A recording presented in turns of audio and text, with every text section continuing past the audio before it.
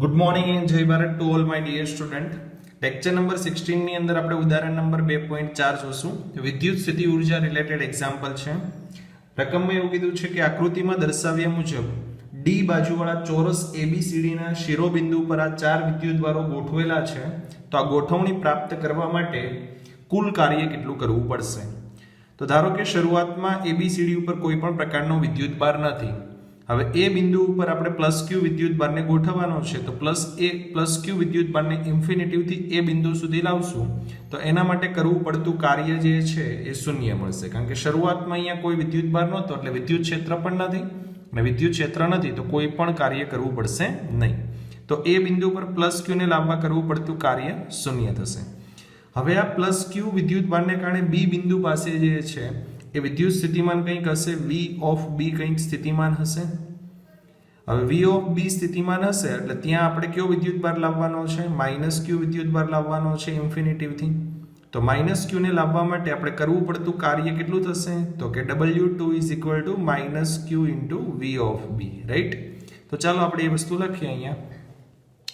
તો કે પ્લસ, હવે A પર +q વિદ્યુતભારને કારણે B પાસે વિદ્યુત સ્થિતિમાન V ઓફ B kq/d, કારણ કે બાજુની લંબાઈ d જેટલી છે. તો -q ને B પર લાવવા માટે કરવું પડતું કાર્ય W2 -q × V of B. તો V ઓફ B ની વેલ્યુ છે kq/d અને -q મલ્ટીપ્લાય કરવાનો kq²/d, રાઈટ? તો ચાલો બે વિદ્યુતભારો ગોઠવાઈ ગયા. હવે આ +q અને -q આ બંનેને કારણે આ C પાસે વિદ્યુત સ્થિતિમાન હશે. તો C પાસે વિદ્યુત સ્થિતિમાન હશે એ બંનેનું હશે. એક તો A પરના વિદ્યુતભારનું સ્થિતિમાન કંઈક હશે V1 અને B પરના વિદ્યુતભારનું કંઈક સ્થિતિમાન હશે V2.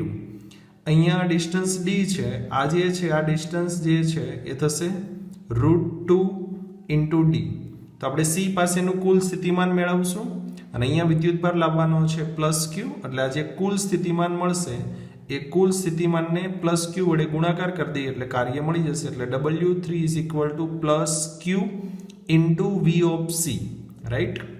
ચાલો, તો બિંદુ C પર વિદ્યુત સ્થિતિમાન V ઓફ C એ વિદ્યુતભાર જે છે √2d અંતરે છે એટલે kq√2d પ્લસ B પરનો વિદ્યુતભાર -q છે તો માઇનસ વિદ્યુતભારને કારણે સ્થિતિમાન પણ માઇનસ એટલે k -q × d.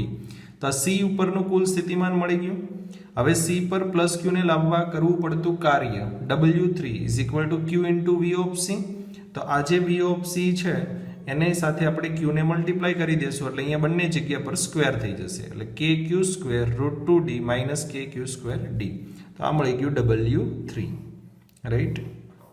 આની પહેલા હતું એ આપણી પાસે હતું W2. ચાલો હવે શું કરવાનું છે? તો હવે D ઉપર આપણે -q વિદ્યુતભારને લાવવાનો છે. તો D પર જે છે એ આ ત્રણ વિદ્યુતભારને કારણે કંઈક સ્થિતિમાન હશે અને એ ત્રણેયનો સરવાળો એટલે V ઓફ D મળશે. તો એ જોઈ લઈએ. તો જુઓ, બિંદુ D ઉપર વિદ્યુત સ્થિતિમાન એ વિદ્યુતભારને કારણે kq/d, C પરના વિદ્યુતભારને કારણે kq/d અને B પરના વિદ્યુતભારને કારણે kq/√2d. આ A ના વિદ્યુતભારને કારણે, આ C ના કારણે અને આ B ના કારણે. તો D પાસેનું કુલ સ્થિતિમાન મળી ગયું. હવે D પર -q ને લાવવા કરવું પડતું કાર્ય W4. તો આની સાથે -q ગુણાકારમાં લઈ લો તો -q ગુણાકારમાં આવશે એટલે અહીંયા માઇનસ થઈ જશે. તો -kq²/a -kq²/a અને અહીંયા માઇનસ ગુણાકારમાં આવશે એટલે +kq²/√2d. તો આ મળી ગયું આપણને W4, રાઈટ? હવે આપણે કુલ કાર્ય લખવું છે W. કુલ કાર્ય જે છે એ આપણે અહીંયા લખવું છે W. તો જોઈએ, ચાલો આપણે જો W1 તો 0 છે, આ W2, આ W3 અને આ W4. તો અહીંયા જો શું છે kq²/d માઇનસ, અહીંયા પણ જો -kq²/d એટલે 2 વખત થયું અને અહીંયા પણ 2 વખત છે તો ટોટલ 4 વખત થશે. તો -4kq²/d થઈ ગયું. ચાલો આ લખાઈ ગયું, આ લખાઈ ગયું અને આમાંથી આ 2 લખાઈ ગયા, રાઈટ? તો હવે અહીંયા તો કશું જ નથી. અહીંયા શું હતું kq²/√2d અને અહીંયા પણ શું હતું kq²/√2d. તો 2 વખત એ થશે એટલે +2, right? kq² √2d 2 into D, right.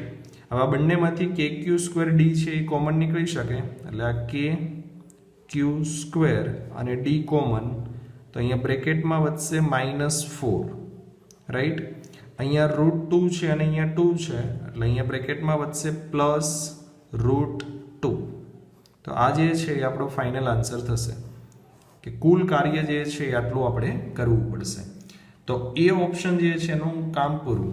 હવે એની અંદર આપણે એવું કીધું છે કે અહીંયા આ મધ્ય બિંદુ હોય, આ મધ્ય બિંદુ પર, આ મધ્ય બિંદુ E પર કોઈ -q વિદ્યુત ભારને લાવવા માટે કરવું પડતું કાર્ય મેળવો. બી ની અંદર એવું કીધેલું છે. તો જુઓ, અહીંયા +q વિદ્યુત ભાર, +q, અહીંયા -q, -q. આ બધા જ વિદ્યુત ભારો જે છે એ મધ્ય બિંદુથી એક સરખા અંતરે આવેલા હશે. એટલે શું થશે? અહીંયા આ બંનેનું સ્થિતિમાન એ ધન આવશે અને આ બંનેનું સ્થિતિમાન ઋણ આવશે. તો અહીંયા કુલ સ્થિતિમાન જે છે મધ્ય બિંદુ પર એ કુલ સ્થિતિમાન 0 થઈ જશે. કેવું થઈ જશે? 0. તો હવે અહીંયા +q વિદ્યુત ભારને લાવવા માટે કરવું પડતું કાર્ય જે છે એ 0 થશે. એવું તમારે લખી દેવાનું છે. ઓકે, તો આ જે છે એ થશે આપણો આન્સર બી. સ્થિતિમાન 0 એટલે વર્ક ડન પણ 0 આવશે. ઓકે, ઉદાહરણ 2.5 એની અંદર એવું કીધેલું છે કે 7 માઇક્રોકુલમ અને -2 માઇક્રોકુલમના વિદ્યુત ભારો એ -900 સેન્ટીમીટર અને 900 સેન્ટીમીટર અંતર પર રાખેલા હોય તો આ તંત્રની કુલ સ્થિતિ ઉર્જા જે છે મેળવો. તો બે વિદ્યુત ભારના તંત્રની સ્થિતિ ઉર્જા U = K Q1 Q2/R. બંને વચ્ચેનું ડિસ્ટન્સ જે છે એ થશે 18 સેન્ટીમીટર, 18 સેન્ટીમીટર. બરાબર છે. બધી કિંમત મેકી દેશો એટલે આન્સર આવશે -0.7 જૂલ. બી ની અંદર એવું કીધેલું છે કે જો આ બંને વિદ્યુત ભારોને અનંત અંતરે મોકલવા હોય તો જરૂરી ઉર્જા અથવા જરૂરી કાર્ય મેળવો. તો અનંત અંતરે આપણને ખ્યાલ છે સ્થિતિ ઉર્જા 0 થાય. તો જો આ બંને વિદ્યુત ભારોના તંત્રને કુલ અહીંયા -0.7 જૂલ ઉર્જા છે +0.7 જૂલ ઉર્જા આપીએ તો ટોટલ સ્થિતિ ઉર્જા 0 થઈ જશે. તો આટલી ઉર્જા આપવાથી બંને વિદ્યુત ભારો જે છે એને અનંત અંતરે મોકલી શકાય છે. સી ની અંદર એવું કીધેલું છે કે જો એને કોઈ એક બાહ્ય વિદ્યુત ક્ષેત્ર E = A/R² માં રાખવામાં આવે તો તંત્રની કુલ સ્થિતિ ઉર્જા કેટલી થશે? તો અહીંયા આપણને ખ્યાલ છે ઇલેક્ટ્રિકલ ફિલ્ડ આપેલું છે, તો આપણી પાસે એક આવું રિલેશન જે છે એ હતું E = -dV/dr, right. E = -dV/dr હતું અને આવી રીતે લખી શકાય dV - E.dr લખી શકાય. બરાબર છે. હવે અહીંયા છે dV - E.dr. હવે જો તમારે dV માંથી V જોઈએ છે તો શું કરવું પડે? તમારે બંને બાજુ જે છે તમારે ઇન્ટિગ્રેશન લેવા પડે. બંને બાજુ ઇન્ટિગ્રેશન લેવા પડશે. તો અહીંયા dV નું ઇન્ટિગ્રેશન થઈ જશે V. આ ઇન્ટિગ્રેશન એઝ ઇટ ઇઝ આ માઇનસ E ની જગ્યાએ A/R² અને dr મુજબ તો V મળશે તમને A/R, રાઈટ. હવે વિદ્યુત ક્ષેત્રમાં સ્થિતિ ઉર્જા, બાહ્ય વિદ્યુત ક્ષેત્રમાં સ્થિતિ ઉર્જા કેવી રીતે થશે? તો આ જે R1 પોઝિશન છે આપણી, આ જે છે આનો આ સ્થાન સદિશ આપણે કહેશું R1 અને આ જે સ્થાન સદિશ છે એને કહેશું R2. તો આ બિંદુ પાસેનું કોઈક વિદ્યુત સ્થિતિમાન હશે, આ બિંદુ પાસેનું કોઈક વિદ્યુત સ્થિતિમાન હશે.